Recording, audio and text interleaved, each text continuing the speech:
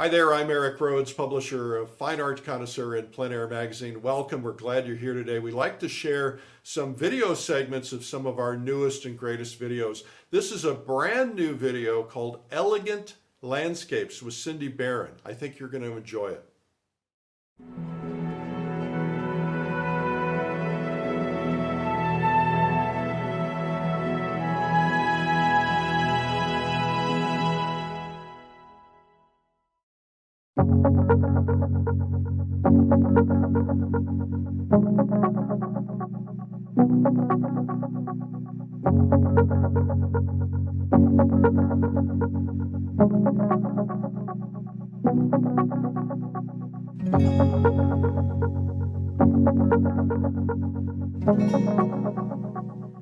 Hi everyone, I'm Cindy Barron and welcome to my workshop. I've been a professional artist for 35 plus years, so don't do the math, but I'm going to teach you everything I have learned from bombing in public to bombing in the studio with my paintings, and I'm so excited to be doing this and showing you what I have done to achieve my paintings in my special way, and through my experience with watercolors, oils, and pastels.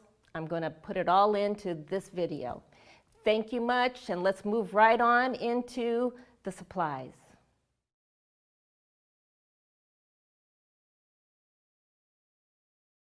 Okay, let's start with our supply list and what you're going to need to produce this painting or any of the paintings, but these are my supply list.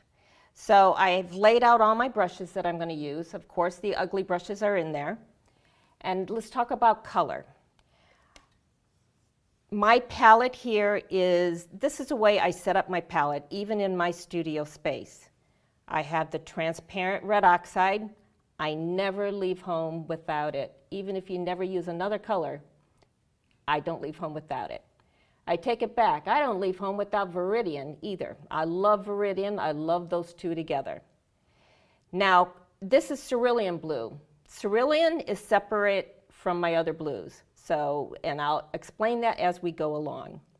This is Cad Green Light. This is Olive Green. This is Terra Verta. This is Mars Black, Ultramarine Blue, Cobalt Blue, Titanium White, Hansa Yellow Medium, Shiva Orange, another color I do not leave home without. Alizarin, I love working with alizarin, and just a Cad Red Medium. So this is my standard palette. If I'm working on other paintings, I might include a few other colors, but for this painting, these are the colors I will be using. Another go-to supply, Q-tips. Q-tips are fabulous. And let me give you a little tip on the Q-tips. That was a good pun. Tips on a Q-tip. Good tips on a Q-tip. You cannot buy the lesser brand. And here's the reason why. The way I use them, the lesser brand will fray, will not do what you want. You're going to have most of the Q-tip on your canvas. Sorry about the other Q-tip people. So I use the real Q-tips, and I get no sponsorship from this. So I use the real Q-tips because they're good. And there's different kinds of Q-tips. Some are hard with the tips that are really good to draw with, but I just use your regular standard Q-tip, the good kind. Then I work with Gamsol. I only use Gamsol, and the reason why I only use Gamsol is I feel like I've developed an allergy to some of the solvents. So Gamsol is great. Gamblin has a great products. Most of my paints are Richardson paints. I love Richardson paints. I love the texture. I love the buttery feel. I just love everything about them. But I also have a few Gamblin colors in there also. A mirror.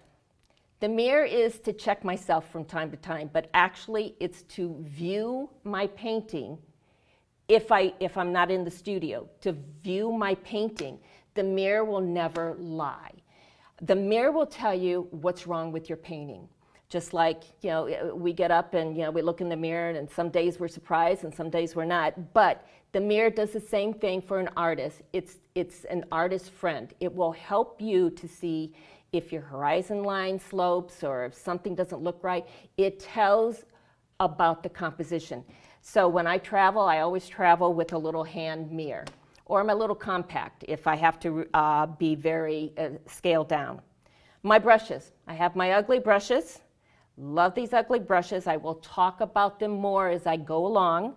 A palette knife. I love this particular palette knife because it can do a lot for me.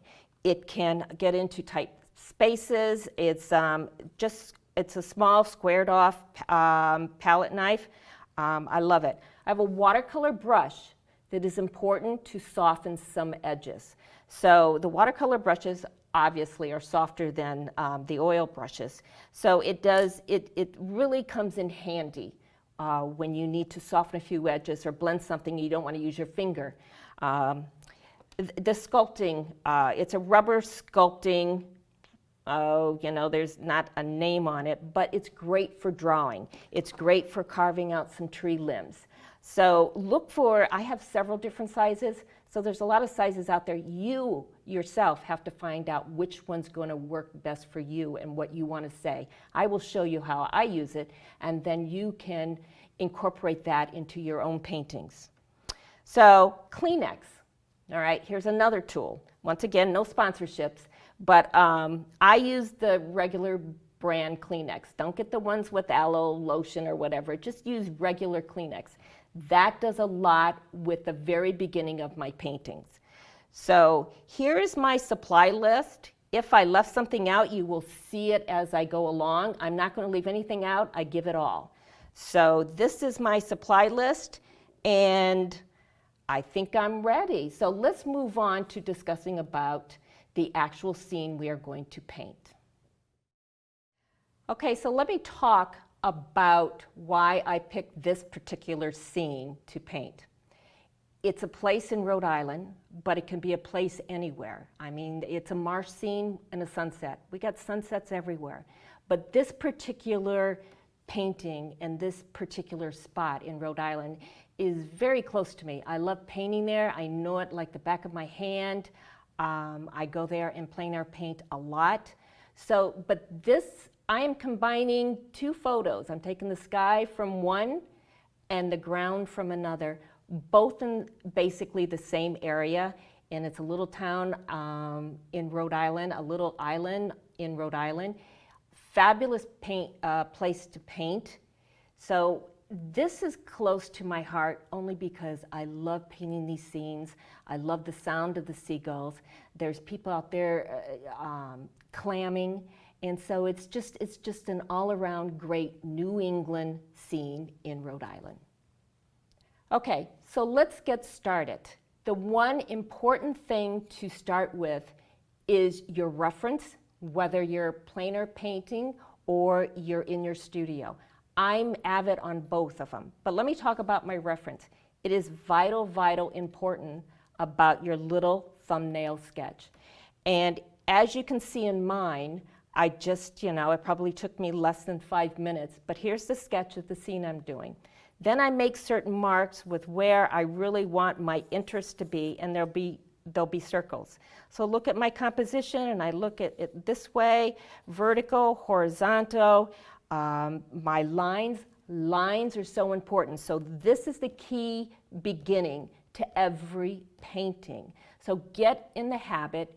It's something that should be automatically done even before you paint, because it's going to put it in your mind and you're going to know where your values are. So important. And if your lines are all in the place they're supposed to be. And I will talk about lines as I go along in my painting. Then I have my reference photo, which is I'm going to take the sky from one, and I'm going to take the marshland from the bottom one and tweak it a little bit. So this is, mostly my design as far as the bottom half of the painting, the landforms. But here's my reference besides my actual painting. Vital important, get into the habit of doing these thumbnail sketches. I have a ton of sketchbooks, and my book here is just a small one because it can go in my purse. It can go in my backpack. It's ready for me when I need. I have a bunch of different pencils. Don't worry about the pencils. I just use mechanical pencils. But this is vital importance to the beginning of your painting. So now let's move on to the actual painting itself. We started about the important part of the beginning of a painting, which is your black and white sketch and your references. Now we're going to move on to the next biggest part of a successful painting. And I'm saying that slowly because I want you to understand this is my process, and I know if I start this process the right way, I have a successful painting in the end. So number one is your sketches and your references. Now let's move on to the actual painting, the actual beginning of a painting. And I'm working on a linen board, a Belgian linen board. It's more a fine weave. I should have said that in the beginning, but it's a more of a fine weave texture, so I can get some detail in there. So like I said, this is important, this part of the game, to a successful ending of a painting. So what I'm going to do now is I'm just going to take Gamsol and I'm going to put it on the canvas. And the reason I'm doing this is because the canvas is dry, and this is going to allow the paint to flow better. So it's the canvas is dry, and I want the painting, when I apply the paint, to actually flow more even, and you won't use as much paint. And then I'm going to wipe some of it off. And what this will do is, you know, just uniform the whole canvas. So as I start to paint, and I will discuss the colors that I'm using, as I start to paint, it's going to look like a watercolor. And this is the stage that you're going to go, oh, I kind of like this. I'm going to use very rich, intense paint on this block end. Now, this isn't the actual design. I am just putting the color on the canvas. And the reason why I do this in particular is the white of the canvas scares the heck out of me. The white of a watercolor paper scares the heck out of me. So I have found in all my years of doing this, get rid of it. Get rid of the white part and just put in lush color. And then I work backwards. So you will see this as I go along. But the white of this canvas, I'm like, oh, you know, it's frightening. So I'm going to fill it with paint. One of my very inexpensive brushes. And I'm going to start, I know my thumbnail sketch. I know where I want these certain colors to go. This is transparent red oxide. Now, had I not put the Gamsol on this canvas, this would not have gone on the canvas. The paint would not have flowed on the canvas this easy. I do this even plein air painting. I make sure I put a little Gamsol on the canvas. So I'm keeping in mind my design, and you're going, oh my gosh, you're just making a mess. Nah, you're going to like this. And I start my watercolors out, believe it or not, the same way. I just throw the colors on there and then work with what happens naturally with the watercolor painting. This is going to be similar. So I applied my watercolor brain into my oil brain. So you can see how I'm looking at my thumbnail sketch where I want things. So this color is great for earth. It just represents dirt and that rich earth underneath there, because color is going to go on top. So you can see how it's very intense. Now I'm going to switch right over to Viridian, and I'm going to put some Viridian on top of it. And I love the way these two play together. It becomes a nice rich dark, and it leaves a wonderful glow to it also. So I like these two colors together. So I'm going to rinse my brush out, and now I'm just going to take the Viridian, and because I have a large sky in this painting. So the same thing, I'm just putting the Viridian. And right now you're going, holy cow, I don't know what she's doing, but I'm going to watch and find out.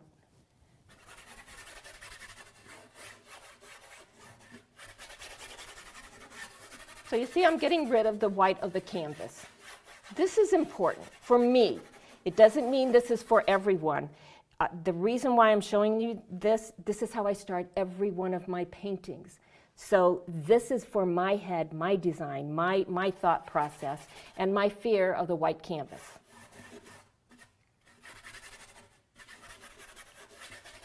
Now, if this was a larger painting, this is an 18 by 18. If this was a larger one, I have larger ones of these brushes. So this is just for this one. Now, that's pretty rich. That's pretty intense. Now I'm going to go even more. I'm going to take a little bit of alizarin. And I know I'm going to have a sunset there somewhere. Do you see what I did? And look at my brush strokes. Just don't wait for the painting to appear. Watch how I'm handling my brush strokes. A lot of times when you watch demos, you're just waiting for that end result. You got, it's in the hand also. And, just watch the brush strokes. That's important because you forget about, you're waiting for the actual scene to produce, and then you're going, well, what did you do? It's in the brush stroke. And the beauty of videos, you can pause, rewind, got that one out good, and go back and look to see what I did. So watch the brush strokes. I'm going to take a little bit more of that alizarin and I'm going to apply it into the ground. This is my ground plane down here. I'm rinsing out my brushes in between applying some of these colors. Now I'm going to go right to cobalt. And I'm going to put a little bit of the cobalt up here in the sky. So do you see how randomly I'm just putting these, but I know where I'm putting the color, but I'm just randomly, I'm not being perfect on my canvas. I'm randomly putting the color on because each one, like a watercolor, is going to unite as a neighborhood. I call this like, each color helps the other color.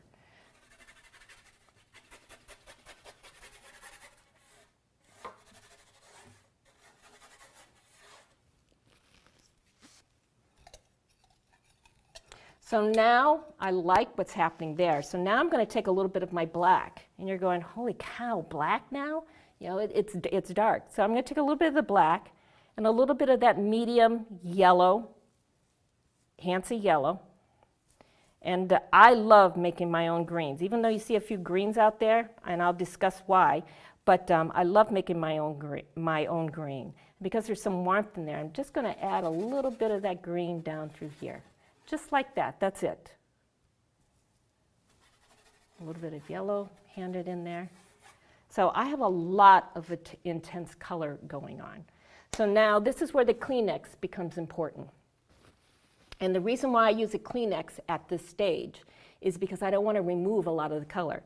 The paper towel, which I like using the Bounty paper towel, I like the texture of it, but the Kleenex will only remove as much as I want it to remove. And I have a very light touch with this also. So as you're watching, I'm just going to blend some of the color going on in here. And like I said, I learned this through my watercolors, and this is exactly what I do with my watercolors also. But I know where I'm throwing the paint, or I know where the paint's going. So I knew where these intense colors were going to go. Had this been a different scene with a little sky, and this one's going to have a large sky, had it been a different scene, I would have maybe moved more of the intense, brown, dirt, earth colors up north, up higher on the painting. But so each one, this is normally how I block in each painting, just like this, but I know where each color is supposed to go. And you can tell, I'm just randomly blending. And yeah, you can probably wear gloves, but so do you see how I'm just randomly spreading, and I'm putting some of the warmth up into the sky, some of the sky color is in the bottom, vice versa, they're all working together. And when I teach my classes, I try and tell my students, because I have a different color theory than the normal artist. I love to draw, so that was my strength. I had to learn color, and I learned it through my pastels, through my watercolors, and then into the oil. So I've applied all three of what I've learned from the other two into this oil painting. So my color theory, I think I see color different than the average artist, you know, so this is why I had to learn it, and this is what was best used for me, and that's what I'm trying to portray to you. I want you to see how I develop all that atmosphere that you see in some of my paintings, some of the soft grays, the light grays, and how each one is so subtle. I believe in subtle, subtle changes. So this helped me to develop that atmosphere at an early stage. So I like what's going on here. Sometimes if I'm at this stage and I feel that it might need more intense color, I'll just go right back down here and pick up some and just throw it in. But this is pretty, it's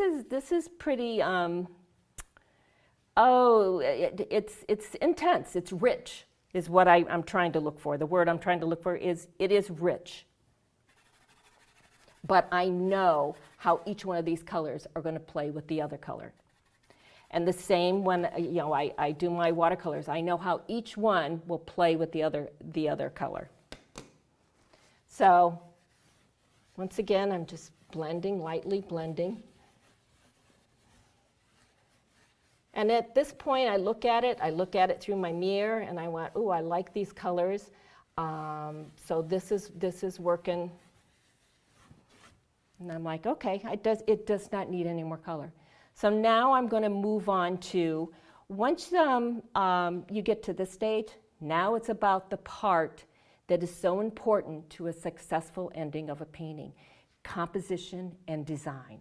And that's what I'm going to go right into now with this, is talk about composition, design, and that way, and I will double check with my mirror, that way I can see how it's going to work. It will tell if my horizon line isn't right, and I want to discuss with you certain reasons of how I make my compositions. I'm going to give you some simple design rules. Now there's a ton of rules for design, but I'm going to break it down to simple rules. And if you can follow those and then change that, you can change these as you go along and you learn more. But if you just follow these simple rules, you will be fine with your paintings. Okay, so let's talk about design and composition, which at this stage of the painting, as I'm going to keep saying through this whole process, makes for a successful ending if you get this part right. Color and values and all that can be tweaked. Composition design, and no matter how you paint, is the #1 thing to every painting. So I'm going to reference back to my black and white study, and you know where my circles are. And this is also a stage that once I'm finished with this stage, I've had many students that I said, start another painting. And the reason why is because this stage looks so pretty that I said, I don't want them to touch it. I want them to start another painting so they have two that they can look at. So you're going to find this is a fun thing to go through, but it can also be challenging because it's about design and composition. So first thing I do is, here's the center of my canvas. I make a little dot. I know, don't go there. Don't make your center of interest there. Stay away from that. Go off to the side, to the north, to the south, to the east, or the west, but don't make your center of interest right there. Now, mind you, I'm painting a sunset. If I paint that sunset right there, your eye is going to stay there, and it's not going to go through the whole painting. So that's the first thing I do. Second is every corner is going to be a little different. And that can either be with a value, a paint stroke, or a line. This is just simple rules. Now these can be changed, just make sure everything works out. Simple rules, make those four corners different, stay away from the center. The horizon line, now mind you, can go to a million museums And the old masters, and you're going, wow, that horizon line is in the middle of the painting. But they actually know how to work you through the painting. So, so it's a simple rule. Stay away from the middle for your horizon line, because as a beginner painter, even as a master painter, you can turn a painting into two separate paintings. You're going to have a sky and you're going to have the landmass. And you're going to have two separate paintings, and you got to figure out how to make them work. So as a guideline, stay away from that. Come, go to the south or the north a little bit. Just stay away from that. Also, placement of other lines. You want to stay away from that line being right in the middle.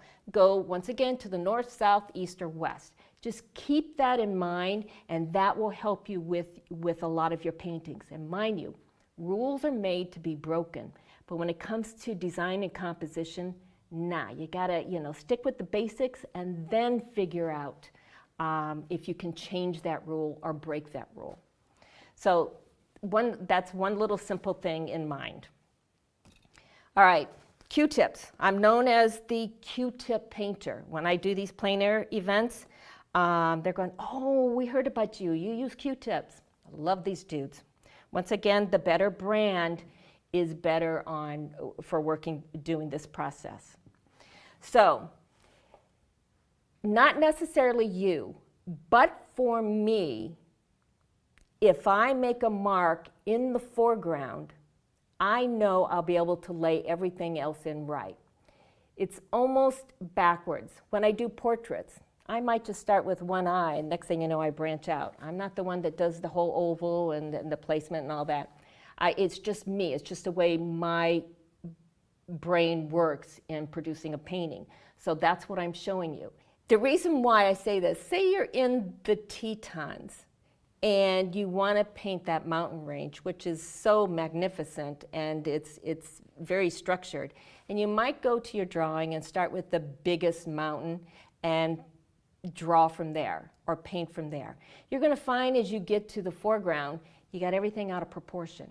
So the one thing that I have learned is I place a couple marks in the foreground, and that way I know I can fit everything in the background.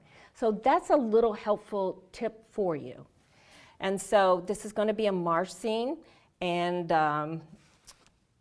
so right here's my middle, so everything is off from it. So I'm going to place a mark right. Once again, there's the middle, like right here. So I went to, I went east. So if I'm going to place a mark right there where I want some of the marsh to begin. Then I'm going to go right over here where the next part, and there's going to be one right there to the next part. Now, I'm going to switch and show you what that rubber tool also does. So if you don't want to use a Q-tip, remember I told you about the sculpting tool. You can draw with this too. So two different ways of doing your composition. So I'm making a line right there, and right there. So remember, I gave you the reference of painting the Tetons. Because I made the marks in front, say, I put mountain, there was a mountain range back here. I know that this mark up front is going to judge how big those mountains are going to get. Now, mind you, this is not a mountain scene. This is a marsh scene, sunset marsh scene. But I'm just giving you a helpful tip on when you're painting in the field. If you can start with something up front, it will help you judge from what's in the back. So it's just a good little design, helpful thing, because we all do it. So I'm going to have the,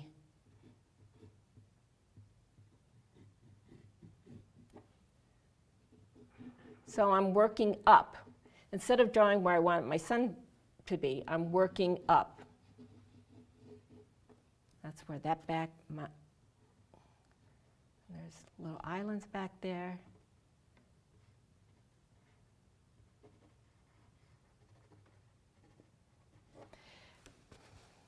Okay, another thing. I see a lot of paintings, and of course the marsh does look like this. In any state you're in that they have marshes, and in particular Rhode Island.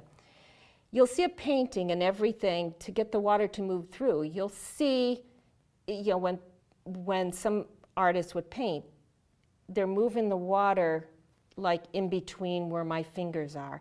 And what you're doing is creating a pinball effect. It's like playing a pinball machine and the ball's just bouncing right off and going back and forth. You're going to have to make a judgment on design and composition to move some of that. When you just do this, and you'll understand on here how I do it. If you just move it a little bit, it will make for your eyes to do a softer adjustment instead of that hard pinball bouncing off one arm to the other arm and back and forth. It just makes the eye hurt, knowing that it's got to hit certain hard edges and go back and forth. So you're going to have to make that conscious decision to move some of those, eliminate some. I'm the worst. I can always put in so much information in a painting. So I'm the worst at that. So I have to consciously say, can I eliminate it? Can I move this rock? Can I, replant another tree? So you have to make those decisions when you're doing your composition and your design right now in the field or in your studio.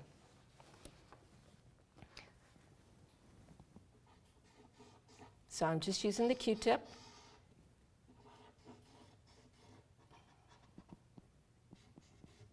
Now I talk about lines, and I use the words Morse code. There's always bumps along the way. And do not, even when I draw, you'll see I make little bumps. Nothing's really a hard straight line or this or that. I make bumps along the way. That will make for a much easier view in your mind and in your painting. If you can remember, just think of Morse code. There's going to be little bumps and skips and lines. So that's how I like to tell my students. Keep in mind the bumps in the road, the Morse code, because it will help you as a painter and a drawer to make a good composition. So you see this Q-tip, it's taken off a lot. And that was just one. Now, mind you, I go through a whole lot of Q-tips. So I'm taking away color, but I'm leaving just enough color behind. I could get right back to the strength of that canvas, the white of the canvas, if I dip this in Gamsol, the tip of the Q-tip in Gamsol, and go back into the painting. I'm not going to do that just yet, because I want some of that lush color behind.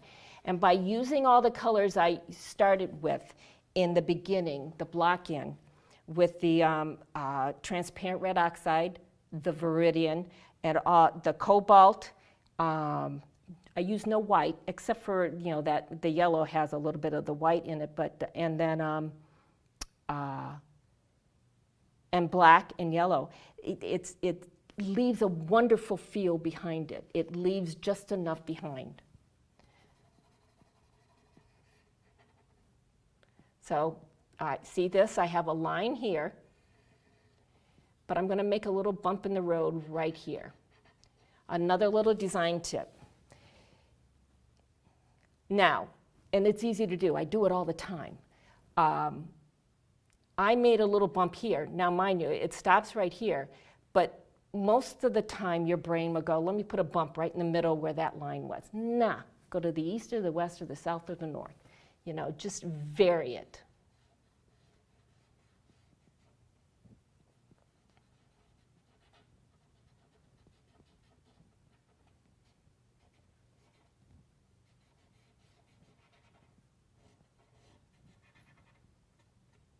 Do you see that? Right there, it's just a little, I skipped. I didn't make a solid line. I skipped. Made another line, another skip. I'm thinking Morse code here. I might have missed my calling.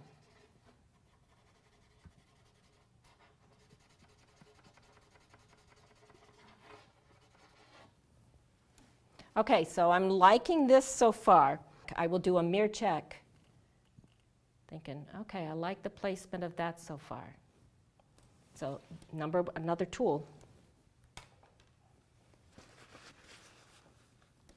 Now I'm going to go to the Kleenex, and I'm going to take out some of that sky color where I want my sun to be setting. So right now, I'm going to place my sun, here's the middle. I'm going to place my sun, I'm going to go to the east and down from my middle line. So I'm going to place it somewhere right about here. And you'll understand why I'm doing that. As when I finish this, I will talk about why I did that. So that's where my sun's going to go. So now I'm going to take Kleenex, and I'm just going to wipe out some of the clouds. I love starting paintings. This is the best part. The hard part comes in where you got to really add more detail. But I love this process, and this is the part I think you will enjoy and go, I might want to just keep it this way and start another one.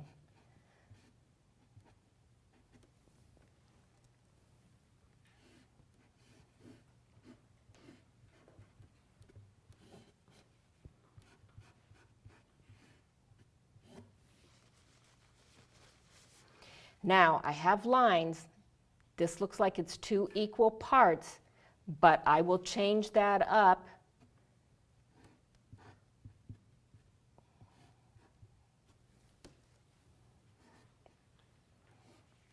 And this just comes from my time painting. I have a lot of brush miles. I won't give you the exact number, but I do have a lot of brush miles.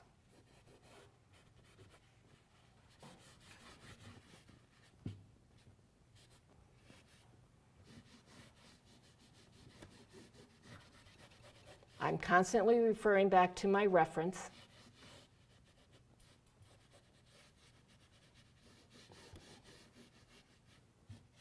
And I got to keep in mind, I want to keep these corners, everything different. Now that can change, but I'm giving you a helpful tool when you're out there painting. Just if you can adhere to those simple design rules that I have said in this workshop, you'll be fine. So you can see the painting starting to take shape. Now, I might have taken out I might have rubbed out a little bit too much paint.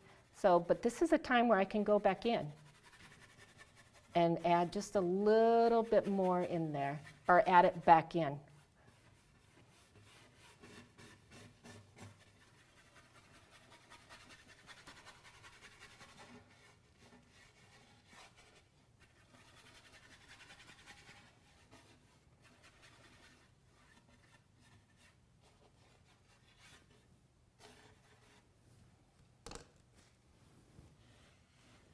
Lightly blending, ever so lightly.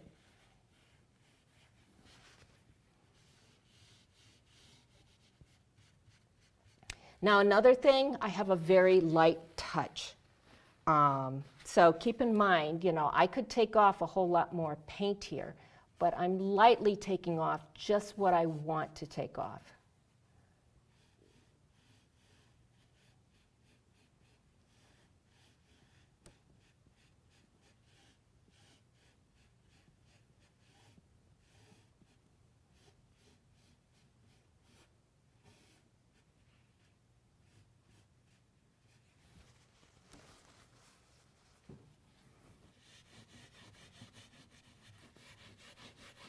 Now I'm rubbing a little bit harder, so I'm taking off more paint where I want more of the sky. So I'm fine-tuning all the clouds in here, or where I want the placement of the clouds. So another thing, you can see in the actual scene, the clouds had more of an angle to them, but I brought it down, I softened the angle, because angles are another key component and lines to a good, successful composition. Keep in mind design and lines. Lines are hugely important in a successful painting. You don't want lines that intersect like your perfect X. Things have got to, slope a little bit different than the other one. So it's important with your lines, and I'm going to discuss it as I develop this painting more, and you'll understand. So, keep in mind, we started with the center of interest, keeping your four corners different, either with a value or a shape. Going east, west, south, north of that center line is perfect. You don't want to be in that part. So I'm giving you simple little things to keep in your mind. So I have the slope I have going on here is like so. So I'm making this slope a little bit more, but I'm going to counterbalance it with this way. So you'll see as I develop it with the Kleenex.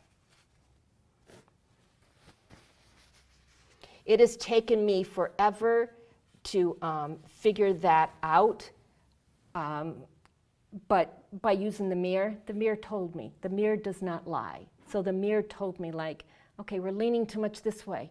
Oh no, now I got to balance you back up a little bit this way. Oh no, now we're leaning too much this way.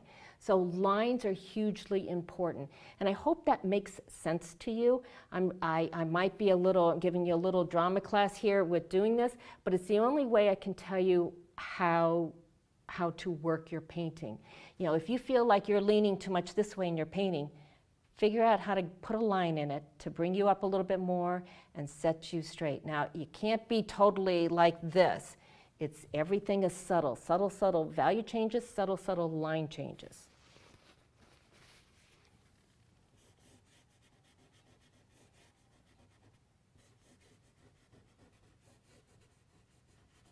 So now I'm going to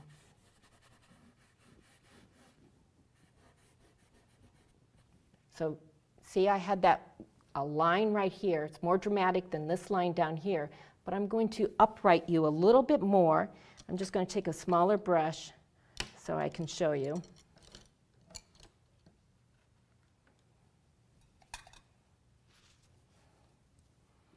I'm just going to add the same paint that I toned with. I'm just going to bring that line like so, but I'm going to counterbalance it this way. So what I'm also doing is bringing you closer. Look, I started here in the foreground, but I'm bringing you where that cloud is closest to you and the others is farther back. So I'm creating distance through lines also. I'm Cindy Barron, and welcome to my workshop, A Unique Approach to Oil Painting.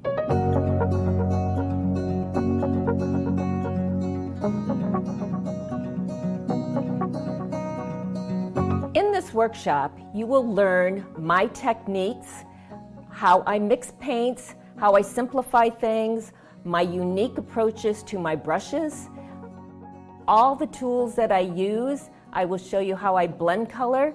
I like to work on canvas. I blend on the palette, but I also blend on the canvas. So I think you will find this a very unique approach. I'm introducing more of my watercolors into my oil paintings. So you're going to see something very unique, very different. I think you'll have a lot of fun with. One of the things I think are holding students back from painting, first of all, it's time.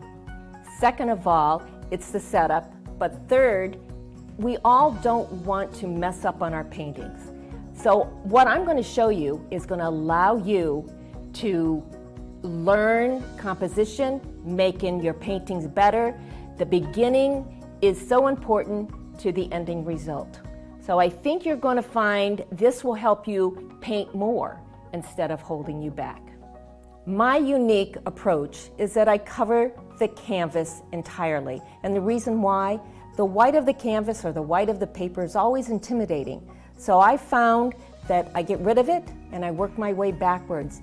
And at any given time during this painting, you might be able to call it your own. By the time we get through with blocking things in and I talk about design, that's what makes it unique, because there is a stage in this painting you might want to just call your own.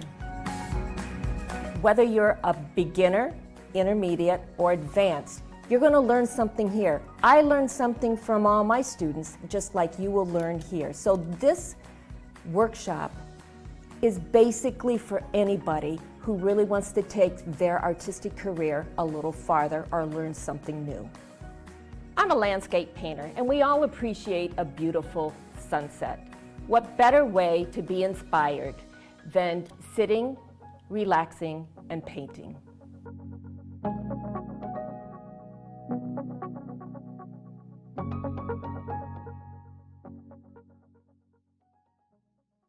Well, that is Cindy Barron. The video is called Elegant Landscapes. You can learn more about it at streamline.art. And we have a special discount code for you today only. You can find that code up in the comments section. Just check it out. Now check out our interview with Cindy Barron. Hi, I'm Eric Rhodes, publisher of Fine Art Connoisseur and Plein Air magazine. Thank you for watching today. Today we're interviewing artist Cindy Barron, who is a pastel artist, an oil painter, and a watercolorist. How do you keep track of all that? It seems like they're all different disciplines and it would be difficult to do any one of them well enough, but all three well seems like a tough challenge. Well, I started out with pastels.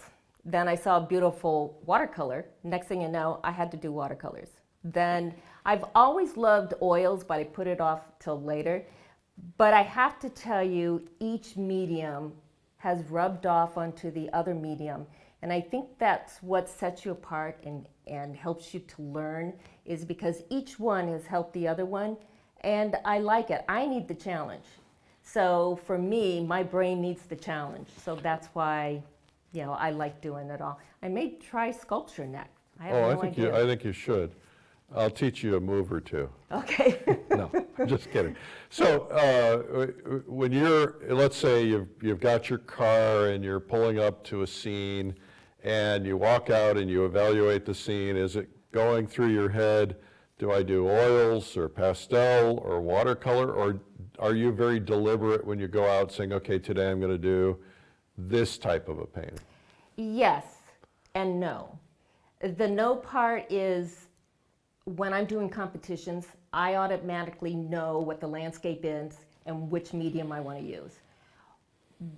Most of the time I take both mediums with me, and because certain landscapes, I can read things with a watercolor better than an oil. For instance, the Grand Canyon, I love to do that in watercolors. It's just the way my technique is, and so I would do the watercolors. When I went to Laguna, I did both. So it depends on the actual scene. Now, let's talk about this, because you kind of do the circuit, I like to call it. There are, for those who don't know, there are watercolor, there are plein air events all around America. Some of them attract the very best of the artists. You're in some of those shows. What is that life like? Because for somebody who goes to one of those, they don't really realize what's behind it for the artist. There's a lot that goes into those shows. I mean, there's pressure to, first of all, produce a nice painting. Like for me, I'm such, there's a part of me that wants to be such a perfectionist. So I take it very seriously. But to pack all that stuff and concentrate and know that you got to produce so many paintings by the end of it is, that's a little daunting, but you sure do learn. It's a great way to learn. It's a great way to meet other artist friends, but it's a lot of work to do. So if, let's say, you're going to the Laguna Invitational, which is a prominent show, you're getting in your car and driving across the country, loading up enough canvases to be there for a week, taking frames with you. I mean, everything, right? Everything. You have to really pre-plan those events months in advance. For me, Rhode Island to Laguna, that's a heck of a drive. So I'd have to, box everything, and you've got to plan what size painting, what type of frame to go on it, if it's watercolor or oils.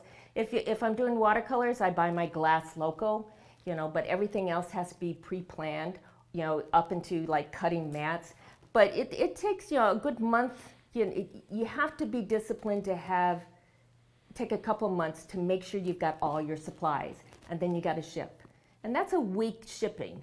to be honest. By the time it gets there from Rhode Island to Laguna, that's a whole week. So you got to make sure it gets there and doesn't get lost. So you might want to ship out 2 weeks ahead of time. And that way, if it's lost, you have time to go find it. Now, how many of these events do you typically do in a normal, non-pandemic year? 3.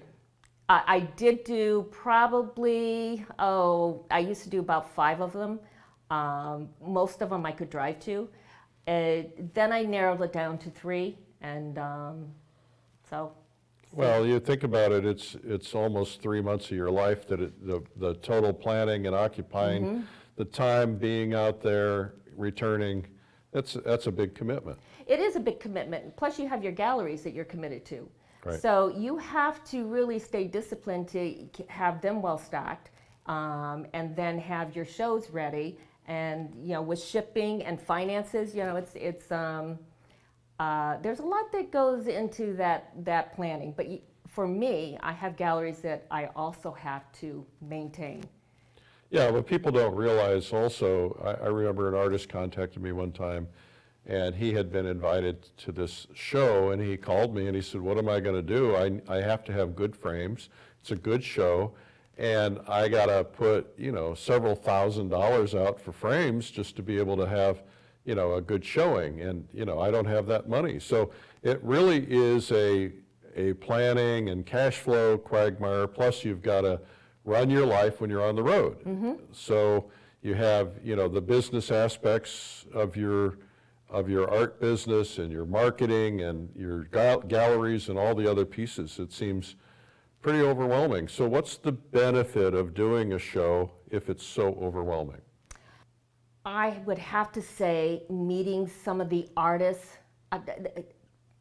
I have met some of the best artists in the country, and building that relationship. Plus, you learn through these things. You learn through the tears, the hard work, and trying to make a painting work, and you learn so much. Plein air painting is probably the best way to produce a studio painting. These competitions are the best thing because you have to learn discipline. You've got to put everything into it. And you got to do your finances. Every part, I like to tell everybody, I do work 24/7. I paint every day. I do some social media certain parts of the day, and then I do my emails, and then I do the finance part. I hate doing all that stuff. All I want to do is paint, but you can't. Right. So it's the discipline, and it's a great addiction to have, to go out there and paint and to be with these people. It really is. It's a camaraderie. It's friendships I would not turn away.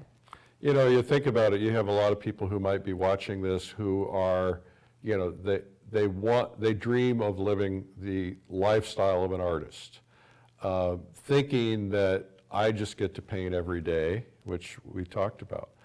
And you have to develop muscles as an artist in areas that you may not be comfortable with.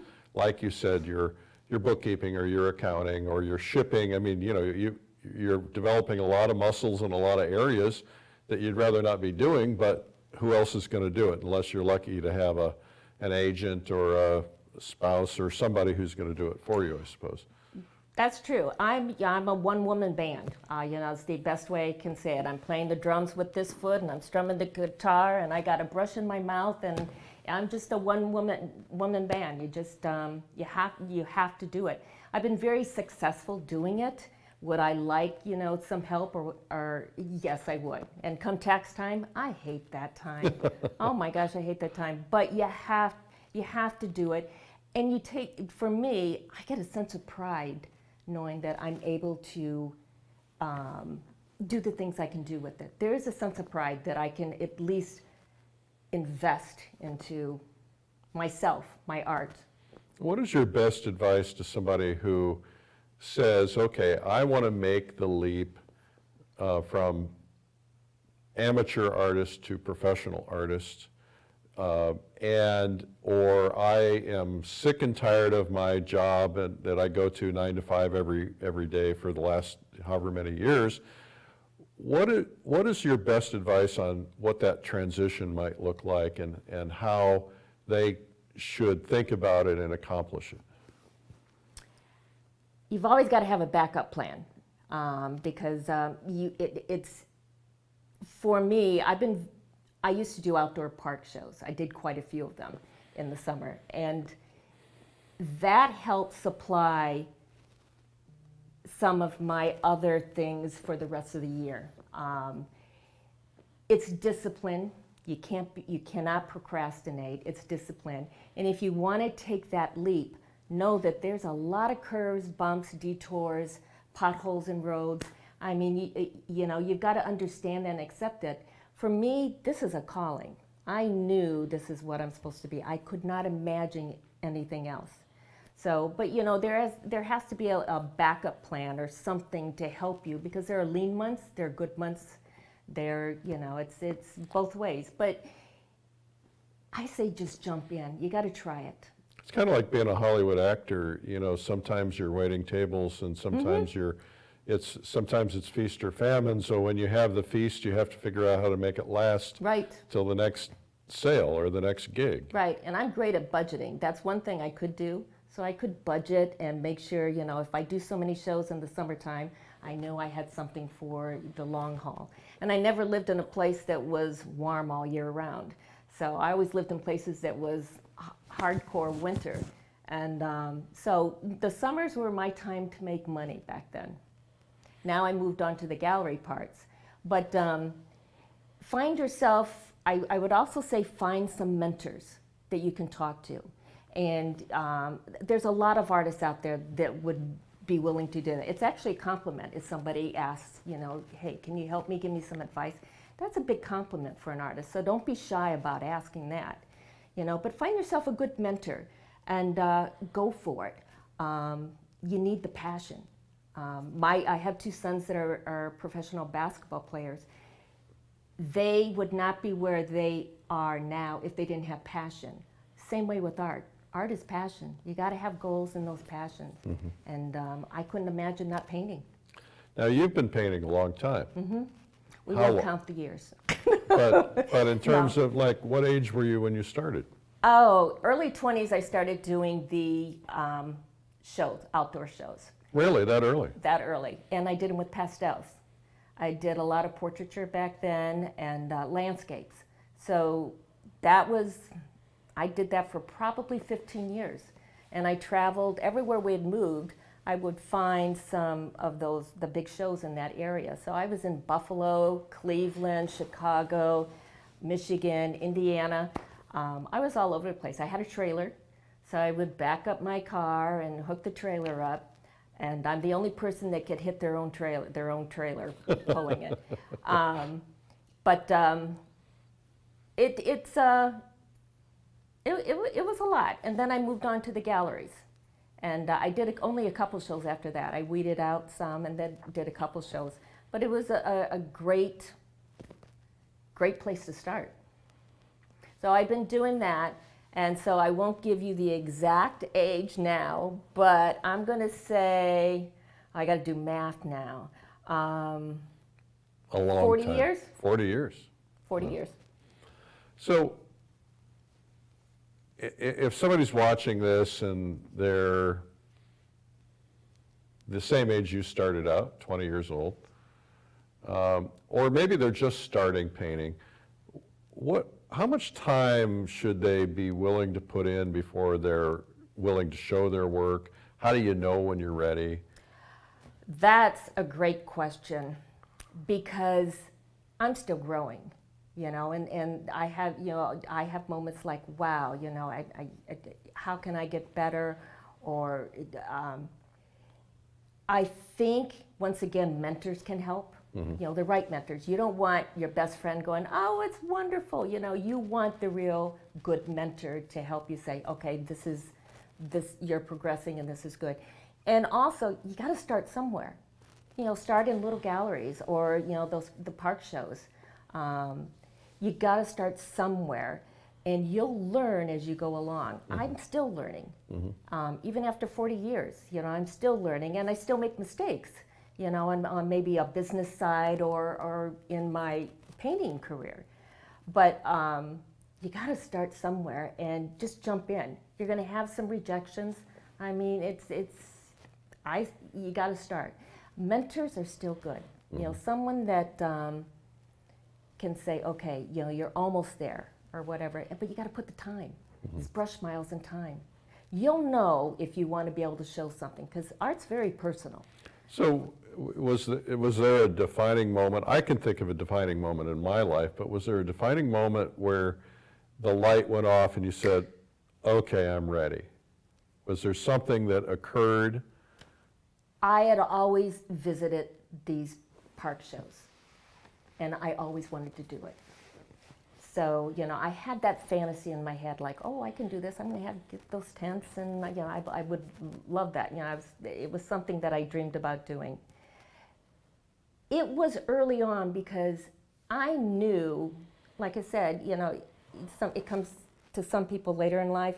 Me, I knew fairly early. I mean, I was a teenager and drawing and sending them to people or leaving gifts for people. But I just knew early that, and I'm trying to think of the defining moment. I just jumped in and did it. I think I had enough money to enter the show. That's what it was. Well, sometimes that's a defining moment, absolutely. Yes. I had enough money and I had a tent. And I went, now I can do it. I had no sides, no stuff inside, so everything was made. I think my brother made me some walls for the inside of it that needed a 2-ton truck to move them. But I had no money, I had no nothing, and I just did it. Now that is Cindy Barron, and I got to tell you that she is carried by one of the top historic galleries in the world because they think her work parallels, her oil color work, her watercolor work, they think it parallels some of the great plein air masters of the past. And it's because her work is elegant. And I had a chance to work with Cindy one-on-one a little bit, just for maybe half an hour, 45 minutes. And what she taught me, which are the principles she's teaching in the full-length video, revolutionized the way that I paint. And I think it'll help you too. So I hope you get a chance to get the video. We have a discount on it today only. You can find it up in the comments section, right? And just go to streamline.art and check it out. That's streamline.art. Thank you for watching today. I'm Eric Rhodes. I'm Cindy Barron, and welcome to my workshop, A Unique Approach to Oil Painting.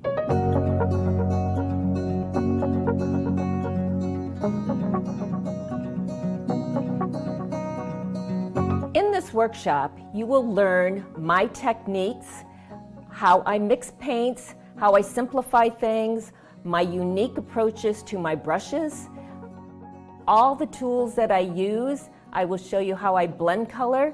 I like to work on canvas. I blend on the palette, but I also blend on the canvas. So I think you will find this a very unique approach. I'm introducing more of my watercolors into my oil paintings. So you're going to see something very unique, very different.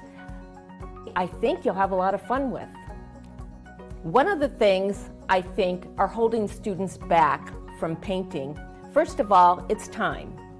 Second of all, it's the setup. But third, we all don't want to mess up on our paintings. So what I'm going to show you is going to allow you to learn composition, making your paintings better. The beginning is so important to the ending result. So I think you're going to find this will help you paint more instead of holding you back. My unique approach is that I cover the canvas entirely. And the reason why, the white of the canvas or the white of the paper is always intimidating. So I found that I get rid of it and I work my way backwards. And at any given time during this painting, you might be able to call it your own. By the time we get through with blocking things in and I talk about design, that's what makes it unique, because there is a stage in this painting you might want to just call your own. Whether you're a beginner, intermediate, or advanced, you're going to learn something here. I learned something from all my students, just like you will learn here. So this workshop is basically for anybody who really wants to take their artistic career a little farther or learn something new. I'm a landscape painter, and we all appreciate a beautiful sunset. What better way to be inspired than sitting, relaxing, and painting?